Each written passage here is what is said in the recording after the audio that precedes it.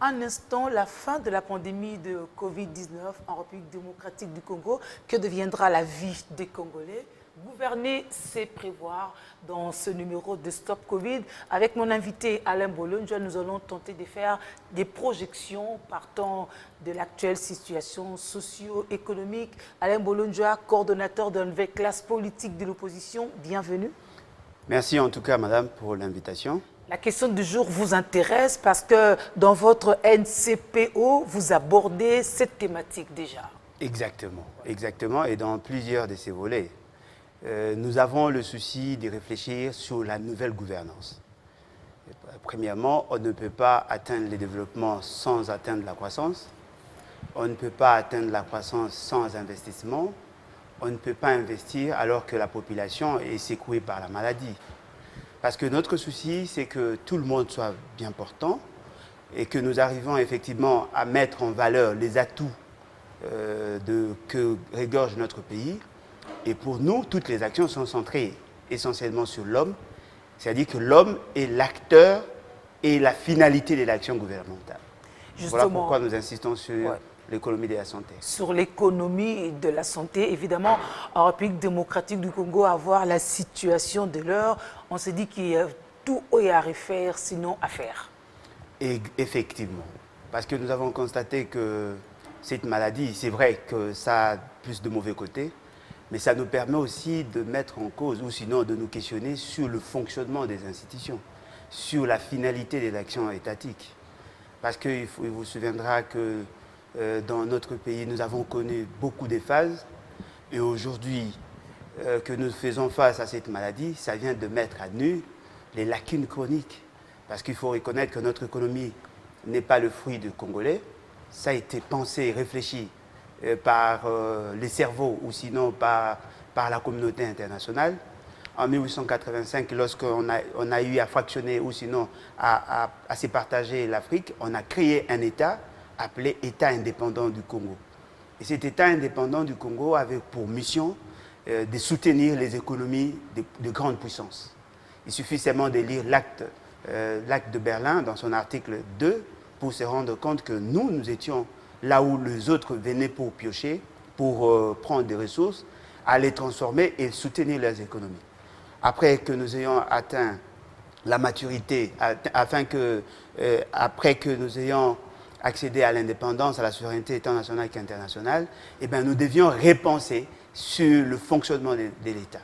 Aujourd'hui que nous sommes secoués par cette maladie, on se rend compte qu'il y a beaucoup de lacunes, il y a beaucoup de faiblesses. D'abord par rapport à la répartition géographique des centres de santé ou des hôpitaux. Ça pose des sérieux problèmes en termes des équipements. Le ratio médecin, la répartition géographique des médecins, ça pose beaucoup de problèmes. En termes de la capacité, la résilience même de ménages pour faire face à ces genres d'épidémies. Nous avons senti qu'il y a beaucoup de problèmes. Lorsque l'État ou sinon le gouvernement avait pris l'initiative de confiner ou sinon de mettre en quarantaine la ville de Kinshasa, il s'est posé beaucoup de problèmes. Et vous allez vous rendre compte que dans tous ces problèmes, on met en évidence les faiblesses sur le plan économique et sur le plan financier. Alors que nous avons des atouts. Nous avons un pays qui est potentiellement riche. Mais comment ça se fait que notre pays n'a pas été en mesure de mettre en quarantaine ou sinon de confiner toute la ville? C'est justement parce que l'économie n'était pas préparée. Notre économie est potentiellement riche, mais nos richesses, notre économie est plus concentrée sur des minerais. Or, au point où nous en sommes, qui va acheter quoi chez qui? Parce qu'en ce moment, on se concentre sur ce qui est santé. On ne veut pas investir dans l'économie pour l'heure. Que deviendrons-nous dans ce contexte-ci où nous n'avons pas pensé à diversifier notre économie? Pour madame, nous avons connu beaucoup de problèmes. Le plus grand problème aujourd'hui, c'est la capacité de l'État à mettre en valeur ou sinon à exploiter ses atouts. Nous avons 80 millions d'hectares de terres arables. Alors que si nous faisons des calculs grossiers par rapport à notre capacité de production, je prends le cas ici de maïs. Pour 1 hectare, on peut produire 5 tonnes. Pour 1 hectare. Supposons que nous exploitions 1 million d'hectares. On aurait 5 millions de tonnes. 5 millions de tonnes représentent 5 milliards de kilos. Et lorsqu'on va faire des calculs, on va se rendre compte qu'il y a possibilité de produire 200 millions de sacs de maïs de 25 kilos. Et donc le Katanga notamment ne pleurerait plus Non, mais dans ce effectivement, cas-là. c'est justement, c'est ça en fait. C'est-à-dire que je voudrais que la classe politique et surtout la classe dirigeante puisse se ressaisir et constater qu'effectivement, le coronavirus était pour nous comme une forme de microscope pour constater que le pays ne fonctionnait pas normalement. Toutes les économies ont fermé. Nous vivons grâce à l'importation. Et cette importation nous conditionne d'avoir les devises. Et lorsque nous cherchons à avoir des devises, ça joue sur la valeur de notre monnaie. Mais aujourd'hui que nous sommes secoués, il ne faut pas seulement prendre cette crise dans son aspect sanitaire. Il faut aussi voir les répercussions ou sinon l'incidence de cette crise par rapport au fonctionnement des institutions. Nous avons besoin de 135 millions de dollars. Oui, le comité multisectoriel de riposte Exact. a demandé ce montant. Or, aujourd'hui, nous sommes dans l'incapacité. C'est justement parce que nous n'avons pas d'épargne. L'État congolais n'a pas su mettre en valeur ses ressources. Nous n'avons pas suffisamment de moyens pour soutenir cette action. Or, la vie de notre nation en dépend. Ce qui veut dire qu'aujourd'hui, nous devons nous ressaisir et repenser l'État. On doit refaire, on doit revoir notre économie. Parce que si la pauvreté ou la paupérisation de la population profitait à la classe politique, on se rend compte aujourd'hui avoir une population pauvre expose aussi le fonctionnement des institutions. Tout est paralysé. L'État est dans l'incapacité de soutenir même un projet qui demande 135 millions. Alors que si on avait mis le Congolais en position d'opérer leur croissance économique individuelle, si on avait poussé les Congolais à créer des richesses, aujourd'hui, on allait voir que la population n'allait pas souffrir des carences de maïs et des autres éléments, parce que plus de 70% de la population vit dans le milieu rural, là où on doit opérer, ou sinon là où on doit faire l'agriculture. Je crois que c'est le moment pour nous de revoir notre manière de gouverner. Plus de 70% dans les milieux ruraux, mais qui ne produit rien du tout. On l'a encore vécu lors de cette pandémie, lors de la crise. Il a fallu mettre de l'argent ensemble, des devises, vous le disiez tantôt, pour recourir à l'importation. Parce que le Congo est incapable de se prendre en charge du point de vue alimentaire. Chez lui, il faut aller voir ailleurs. Il a peut-être fallu aussi un peu de bonne foi ou de volonté de participation des forces armées de la République finalement pour ne serait-ce que évacuer les récoltes des provinces vers la capitale. Comment on fait? Parce qu'on n'allait pas cultiver en 2 semaines pour que le soir on puisse avoir de quoi manger. Non, mais effectivement, c'est justement parce qu'on n'a pas bien cerné le problème. Madame, on peut atteindre la croissance économique sans qu'il y ait l'amélioration des conditions de vie. Parce que si vous prenez depuis l'année 2002, on a connu une croissance économique. On est passé d'un taux de croissance négatif vers un taux de croissance positif. Ça permet à ce que l'État puisse créer des richesses. Mais fort malheureusement, ces richesses ont été créées dans quel secteur? Dans les secteurs miniers, où il y a moins de Congolais. C'est plus des capitaux étrangers qui ont investi dans ces secteurs. C'est-à-dire que nous avons accompagné les développements des autres pays. Ce que nous produisons, ce n'est pas ce que nous consommons. Et ce que nous consommons, ce n'est pas ce que nous produisons. Nous produisons le cuivre, mais nous consommons les robinets. Nous consommons les objets d'art, qui viennent d'ailleurs. Et d'ailleurs, nous vendons à quel prix? Aujourd'hui, ce n'est pas à nous de fixer les prix, malheureusement. Fort malheureusement, ni dans l'achat, ni dans la vente. Or, ce que nous consommons chaque jour, ce sont des produits agricoles ou des produits dérivés de l'agriculture. Le problème, c'est que l'agriculture ne doit pas se faire de manière désorganisée, de manière désarticulée. Pour que nous arrivions effectivement à avoir la possibilité de renforcer notre capacité productrice, ce que nous devons faire, c'est d'abord avoir un plan de développement. Si nous avons un plan de développement, ça va nous servir de gouvernail, ça va nous servir de boussole. Et dans ces plans de développement, nous devons élaborer des politiques économiques. Et ces politiques économiques doivent avoir des politiques sectorielles qui doivent se greffer sur cette économie. Parce que l'économie, c'est un système qui doit travailler en synergie, en harmonie, partant de la production jusqu'à la consommation, en passant par la distribution. Le problème au Congo, il y a des gens qui produisent. Parce que moi, j'ai fait le tour du Congo, dans le cadre de mes recherches, j'ai vu que dans toutes les provinces, il y a une forte capacité productrice. Mais le problème, c'est quoi? Il y a la désarticulation. Il n'y a pas la systémisation voilà. de l'économie parce qu'il y a des cassures. Ceux qui produisent les intrants, c'est l'étranger. Ce qui veut dire qu'il faut impérativement avoir des devises pour avoir des intrants. Dès que ça arrive, l'accessibilité à ces intrants pose problème à ceux qui en ont besoin.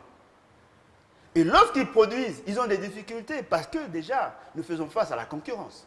Il faut produire en tenant compte de ce que nous appelons la norme ISO. Pour que vos produits passent vos frontières, ça doit répondre à la norme. C'est-à-dire que nous faisons face à la concurrence, il faut garantir et la quantité et la qualité voulue par la norme. Ce qui n'est pas le cas chez nous. La production, la productivité est faible. Parce que nous utilisons quoi? La force motrice, l'homme. Alors que les autres utilisent déjà les machines. Il y a le problème des semences. Il y a le problème des maladies. Déjà, au niveau de la production, ça pose beaucoup de problèmes. En ce qui concerne la distribution, madame, nous avons des sérieux problèmes parce que l'État congolais n'a pas encore cerné l'importance de routes de desserte agricoles. Là où on produit pour arriver dans le centre de consommation. Malgré la réhabilitation de certaines voies déjà. Non, mais la réhabilitation de quelles voies?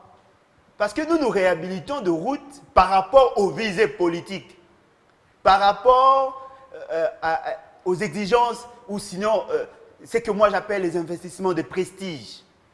On préfère réhabiliter le boulevard, où il n'y a même pas de péage, alors que vers Kikwit, il y a peut-être des gens qui produisent, qui ont des difficultés pour accéder au marché, ce qui veut dire qu'on cherche à résoudre le problème de Kinshasa à partir de Kinshasa. Ça, c'est une erreur.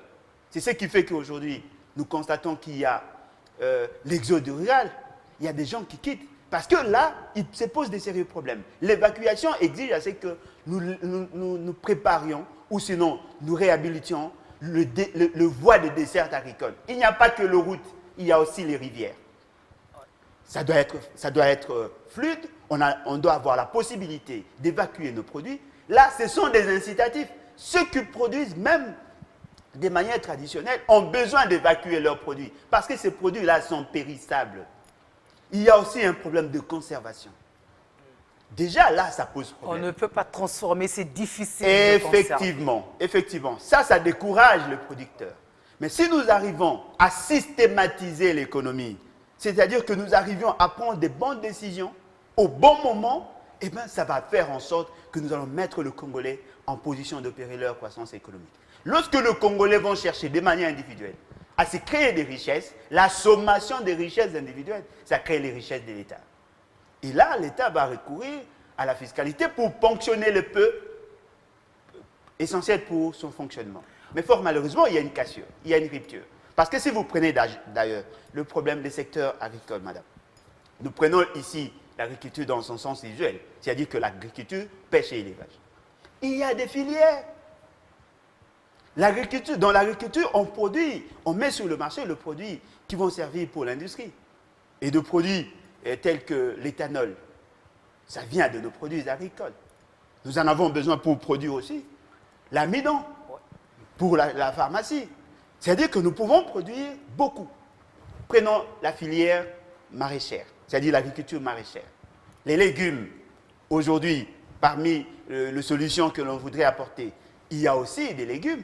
C'est-à-dire qu'on doit consommer les légumes pour renforcer notre capacité de faire face à la maladie. Nous n'en produisons pas assez. Nous pouvons produire du coton pour produire des tissus. Aujourd'hui, nous utilisons le cache-nez. C'est aussi des dérivés de produits agricoles. On n'en produit pas. Les tissus pour produire les tenues pour le médecin, nous n'en produisons pas. Le cuir pour produire les chaussures, nous n'en produisons pas. Le poisson et consorts. C'est-à-dire que si nous arrivons à systématiser l'économie, nous allons arriver à résoudre et le problème sanitaire, et le problème social, et le problème économique, mais surtout sécuritaire. Parce que là où l'économie prend de l'ancrage, il n'y a pas d'insécurité. Vous voyez? Parce qu'aujourd'hui, dans la partie Est, pourquoi les jeunes sont recrutés dans le groupe armé? C'est justement parce qu'ils n'ont pas d'activité. L'essentiel pour la classe politique doit être de lutter contre la pauvreté. Parce que c'est de la pauvreté que découlent tous les autres maux. Et fort malheureusement, il n'y a pas de bonne politique. Fort malheureusement, il n'y en a pas. Cette pauvreté a créé l'exode rural, mais peut-être avec Kinshasa qui se retrouve épicentre de la pandémie de l'heure, après le déconfinement, après le confinement, après cette pandémie, certains se résolveront de retourner chez eux pour peut-être travailler la terre. Il y a eu aussi beaucoup de citoyens qui ne faisaient rien, mais qui se sont retrouvés dans la capitale. Non, mais exactement. Parce qu'on offre quoi à nos territoires? Rien du tout. Parce que si vous allez là-bas, vous sentez qu'il y a une rupture. L'économie est duale. Vous allez vous rendre compte, madame, que dans notre pays, l'économie est sous-monétarisée. Si vous allez dans nos territoires, dans nos secteurs, dans nos groupements, dans nos chefferies, il y a encore le système de troc.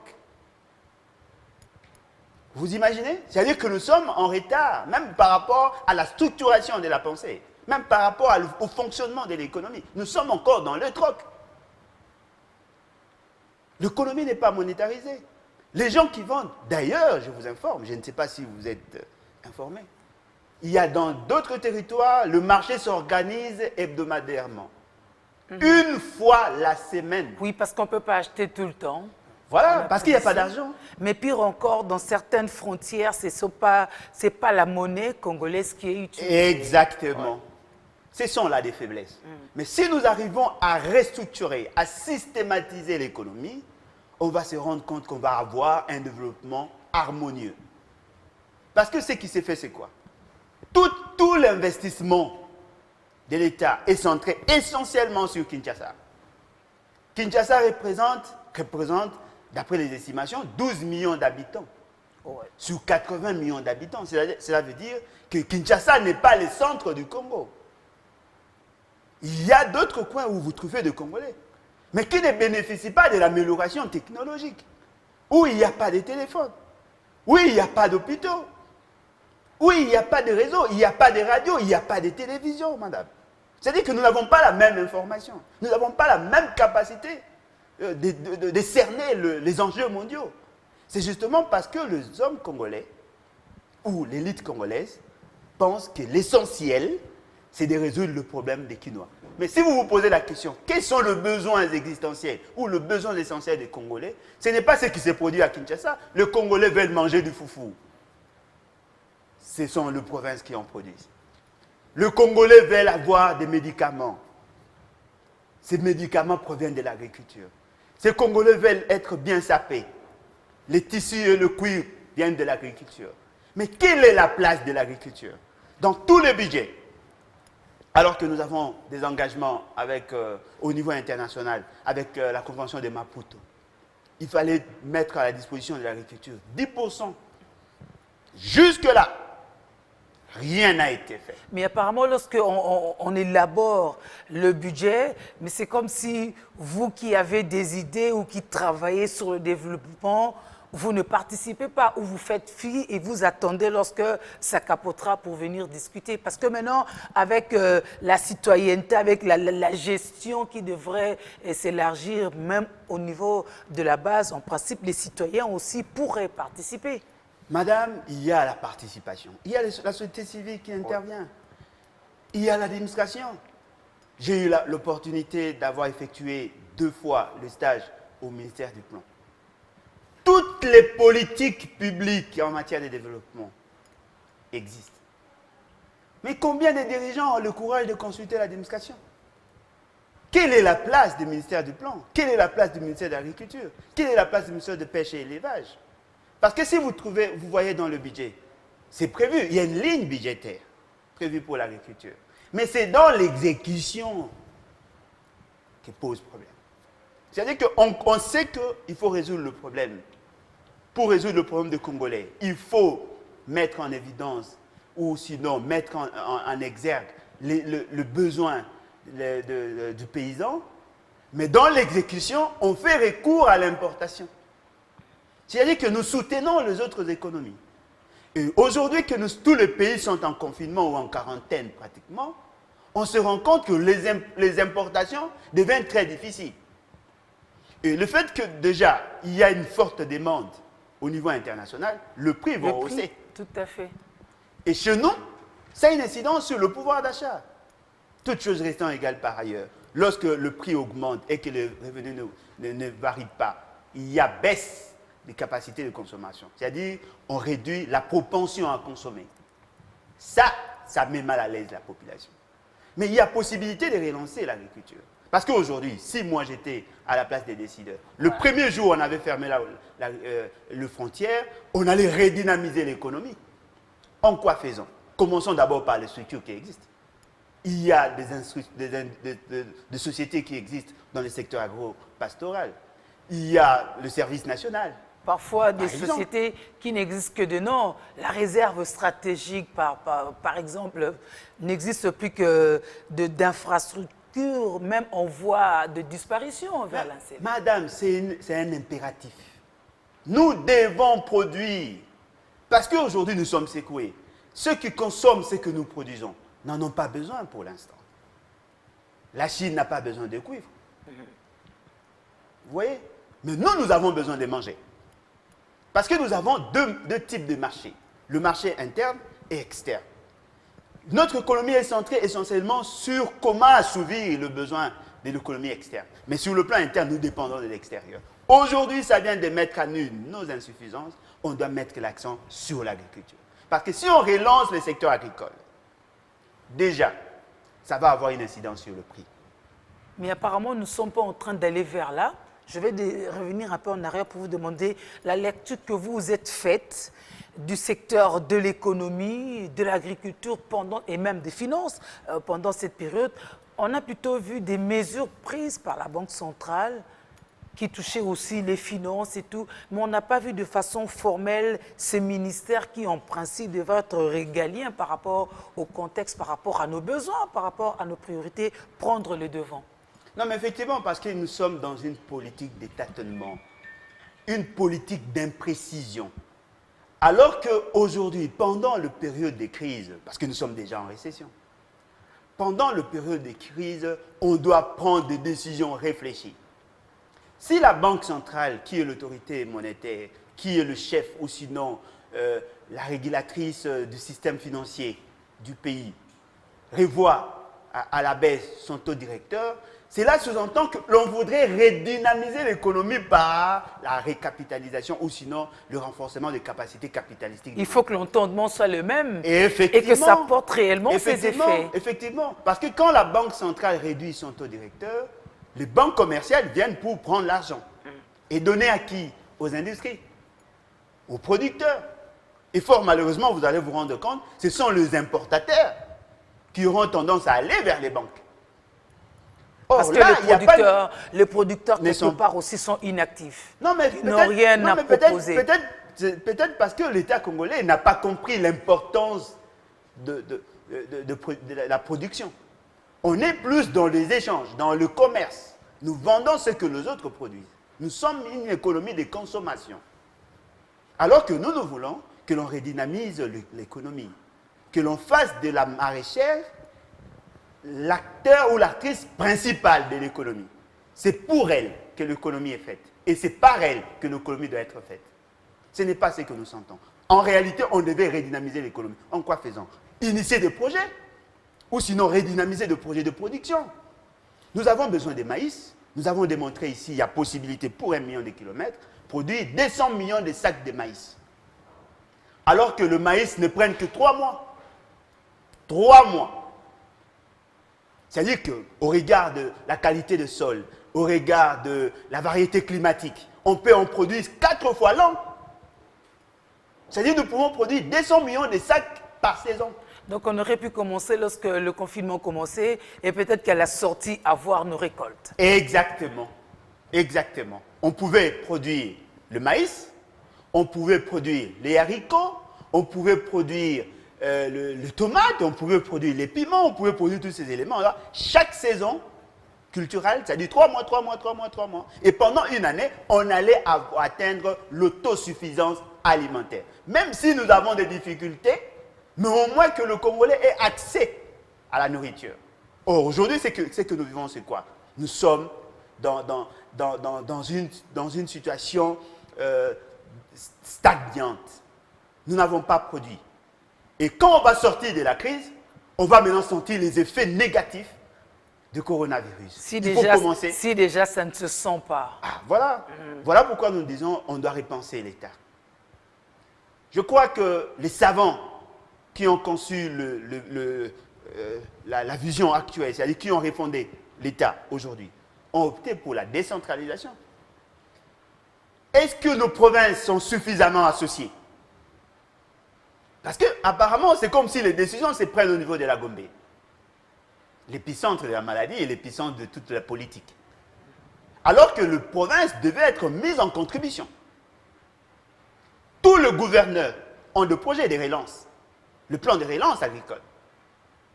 Il y a les entités territoriales décentralisées telles que les secteurs et les chefferies qui, en principe, doivent aussi avoir ces politiques-là.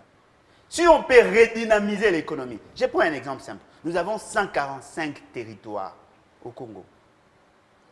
Supposons, par an, si on pouvait donner 10 millions de dollars par an à ces territoires-là, ça fait 1 milliard 450 millions de dollars. Vous imaginez? On peut réhabiliter le route des dessertes agricoles, même avec le système de cantonnage manuel. Même si on n'a pas d'engin, mais on peut utiliser cela. De 1950 à 1970, c'est ce que l'État faisait. Il y avait possibilité de faire 200 km, même 700 km en véhicule, mais par deux voies non asphaltées. C'est-à-dire qu'il y avait un cantonnage manuel qui se faisait. Si on repense l'État, nous pouvons mettre en contribution toutes nos provinces. Et tout le monde allait apporter un plus dans l'économie. Parce que ce qui est vrai, la croissance économique résulte de la sommation des valeurs ajoutées. S'il n'y a pas de valeur ajoutée, il n'y a pas richesse. S'il n'y a pas richesse, il y a pauvreté. Or, pendant que nous retardons l'économie, il y a un autre facteur qui s'accroît et qui ne dépend pas de nos humeurs, c'est-à-dire la croissance démographique. Nous avons un taux de croissance estimé pratiquement à 3%. Ça veut dire manque de planification familiale. Il y a plus de 2 millions 700 000 personnes qui naissent chaque année. 2 millions 700 000 personnes qui s'ajoutent dans la demande. Et fort malheureusement, la production ne suit pas. C'est-à-dire, nous pensons qu'il y a possibilité de redynamiser l'économie, de faire les choses autrement, mais il faut fixer d'abord l'esprit. L'essentiel pour nous, c'est quoi? Lorsqu'on est devant une situation, pour résoudre le problème, on se pose la question, qu'avons-nous en main? Nous avons un potentiel agricole. Mettons-le en valeur. Ne cherchons pas à inventer l'économie autrement. Pour moi, le ministère aujourd'hui, le plus important pour l'État congolais, ce sont le ministère de pêche, l'agriculture, pêche et élevage. C'est ce ministère qui va créer l'économie. Qui va créer l'économie, qui va créer l'industrie, qui va créer la sécurité, qui va créer le commerce extérieur. Même la présidence, qui va tout créer. Parce que lorsque vous avez la possibilité de créer des produits, l'avantage que nous avons plus de 9000 km linéaires de frontières, avec 9 pays voisins qui n'ont pas le même atout que nous sur le plan agricole. Nous avons l'Afrique qui a plus de 50 États, qui peut aussi avoir besoin de ce que nous produisons. Nous avons le reste du monde qui peuvent produire. Madame, vous pouvez vous imaginer, il y a des pays qui sont reconnus comme des pays désertiques, mais qui nous envoient ici des sardines, qui nous envoient ici des oranges ou des jus. Qu'est-ce que nous faisons de ce qu'il y a? Voilà pourquoi nous voulons insister. La meilleure manière de lutter contre l'insécurité, c'est de mettre la jeunesse en position d'opérer sa croissance. Un jeune qui a une activité qui paye n'aura pas le temps d'être recruté par l'armée ou par les groupes armés. Il va plus mettre l'accent sur la production, il va chercher à s'enrichir. En cherchant à s'enrichir, il crée la richesse pour le pays parce que quand on parle de produit intérieur brut, c'est la sommation de production. Fort malheureusement, ici chez nous, on est plus centré sur les individus, sur le cosmétique. Et fort malheureusement, plus de 70% de la population vit en deçà de 2%, de seuil de 2%. 2 dollars, pardon. 2 dollars. 2 dollars. Vous vous imaginez? Alors que les gens qui viennent chez nous s'enrichissent. Mais nous créons de pauvres. Matata Pognon, en ce qui le concerne, en tant qu'économiste, avait demandé à ce qu'on puisse resserrer un peu du côté de l'État. La Banque centrale a aussi plaidé, orienté vers la qualité de dépenses publiques pour réduire suffisamment, mais ces dispositions apparemment ne sont pas prises. Qu'allons-nous advenir? Comment on va faire? Madame, l'État congolais n'a pas de problème d'argent en tant que tel. L'État congolais a un problème d'homme, un problème d'organisation. L'irrationalité, madame. L'irrationalité. Parce que si vous prenez déjà par rapport à la structure du budget, près de 60% va où? Dans le fonctionnement des institutions. Ça, ce sont des choix contradictoires. Parce qu'il n'y a que l'investissement qui crée la richesse. On n'investit pas assez.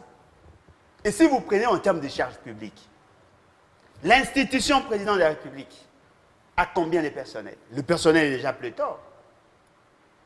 Cela sous-entend qu'il y a augmentation des charges publiques. Vous prenez en termes de l'institution au gouvernement, la même chose. Vous prenez le Parlement, qui est bicaméral. Vous avez l'Assemblée nationale et le Sénat. Et leurs dépendants. Il y a une administration. Tout député a un assistant. Les membres de bureau ont des cabinets. Ce qui veut dire que vous trouvez, sur le 100% du budget, plus de 60% va que pour permettre à ceux qui vont mobiliser le moyen le fassent. Et ça reste, nous restons avec moins de 40%. Mais même sur les 40%, là, il y a des dépassements budgétaires. Oui, tout à fait. Alors, il y a des détournements. Votre dernier mot pour que après le confinement ne soit pas égal à avant le confinement ou à tout le temps. Pour moi, je crois que c'est le temps de mettre l'accent sur la réflexion. On doit pondre de bonnes idées. On doit arriver à systématiser l'économie. On doit mettre l'accent sur la capacité productrice de la population. On doit faire en sorte que l'État soit plus structuré, plus organisé, pour que nous arrivions non seulement à résoudre le problème de Covid aujourd'hui, mais de faire en sorte que prochainement, que nous ne tombions pas dans la même tentation, comme pouvait le dire la Bible. Parce que ce qui est vrai, nous aurons toujours des cas, des maladies. Parce que nous sommes dans un espace propice pour ces genres de maladies. On a connu 10 cas d'Ebola, il y a d'autres maladies qui vont surgir, mais ce qui est important, quelle est notre capacité de riposte? Je propose que l'on revoie la cartographie des zones de santé. Il faut avoir des laboratoires spécialisés dans des zones spécifiques. En dehors de Kinshasa, on ne doit pas laisser l'INRB avoir le monopole. Il faut avoir d'autres centres dans d'autres coins du pays. On doit commencer déjà à anticiper sur les autres maladies et produire des vaccins. Nous pouvons en vendre. Il faut arriver à redynamiser l'économie en mettant l'accent sur la décentralisation.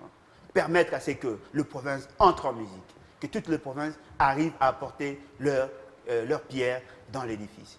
Nous devons arriver à sensibiliser la population et à faire en sorte que la répartition soit équitable. On doit réduire les charges publiques. Il faut réduire les charges publiques.